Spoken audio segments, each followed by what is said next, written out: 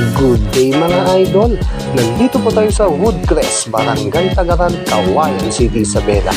Bali, magre-repair po tayo ng patay sindi na deep well pump. Let's go! Okay, ayan po. Mali lang po ang pagka-set up mga idol. Ayan. Bali yan po, dito po sa loob ang pressure tank. Bali, gagawan po natin ng paraan ito mga idol. Ayan, bali na baklas na po natin yung mga ibang fittings.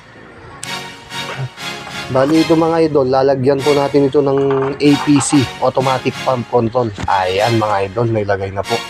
Bali ang trabaho po niyan mga idol, pag wala pong mahigop na tubig, hindi po aandar ang ating deep well pump.